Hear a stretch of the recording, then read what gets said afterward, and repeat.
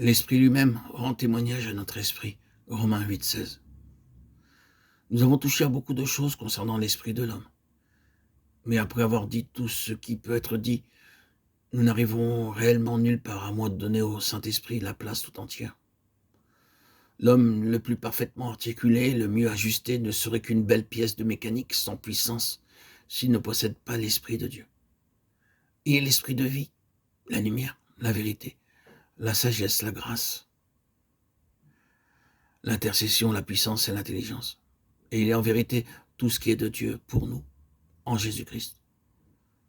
Tandis qu'il est nécessaire qu'il ait dans l'homme un organe, l'esprit, qui soit du même ordre que lui-même. Cet organe ne peut pas fonctionner sans lui.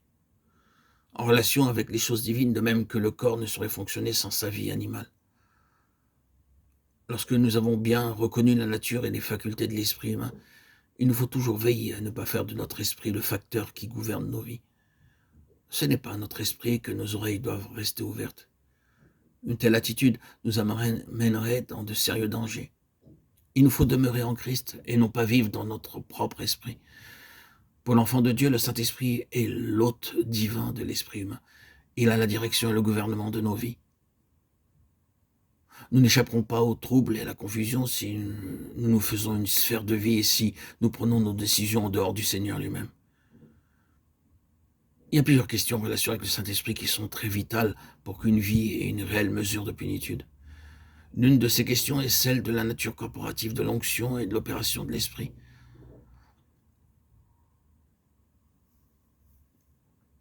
Une chose très importante, et nous pouvons le dire, qui embrasse tout, c'est celle de l'objet suprême du Saint-Esprit dans cette dispensation. C'est que Christ soit tout et en tous. La Pentecôte a été un mouvement venant du ciel pour rendre réel et vrai dans des hommes et des femmes qui sont l'Église, ce qui avait été fait dans le ciel. Là, Christ avait été élevé à la droite de Dieu, il avait été couronné de gloire et d'honneur, Hébreux 2,7. Toute chose avait été mise sous ses pieds, Éphésiens 22. Il avait été établi comme le modèle de l'homme en pleine conformité avec la pensée et l'intention de Dieu. Cette élévation, cette installation devait être la réalité qui devait gouverner tous les rapports de Dieu avec l'homme. Toutes les relations pratiques de Dieu avec les croyants n'ont qu'un seul but, les rendre conformes à l'image du Fils de Dieu. Romains 8, 29. Tout en l'homme, à partir de la nouvelle naissance et jusqu'à la glorification, doit être de Christ. Christ étant sa puissance, sa nature et son but. Lui et lui seul doit être la ressource de la vie, de l'être et du service. Ce qui avait été vrai en principe dans sa propre vie terrestre en relation avec Dieu doit être vrai pour tous ceux qui sont unis à lui après son élévation. Rien de lui-même, venant de lui-même. Jean 5, 19.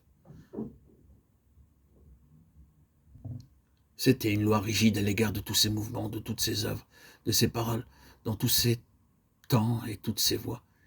Il ne se laissait engager par rien qui l'ait mis dans l'impossibilité de changer sa voix si le Père lui en avait exprimé le désir.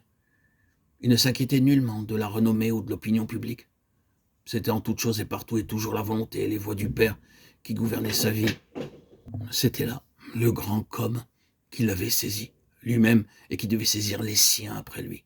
Comme je vous ai aimé, vous aussi aimez-vous les uns les autres. Jean 13, 34. Ils ne sont pas du monde comme je ne suis pas du monde. Jean 17, 16. Tu les as aimés comme tu m'as aimé. Jean 17, 23.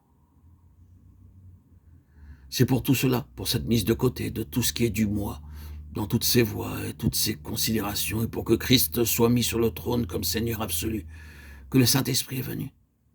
L'âme est le siège du moi de l'homme.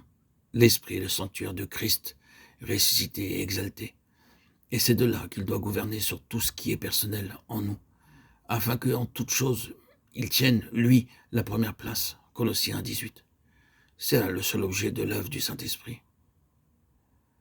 C'est à cause de cela que je fléchis les genoux devant le Père, lui demandant que selon les richesses de sa gloire, il vous donne d'être puissamment fortifié par son esprit dans votre être intérieur, en sorte que Christ habite dans vos cœurs par la foi et qu'étant raciné, fondé dans l'amour, vous puissiez comprendre avec tous les saints quelle en est la largeur, la longueur, la profondeur et la hauteur et connaître l'amour de Christ qui surpasse toute connaissance, afin que vous soyez remplis de toute la plénitude de Dieu.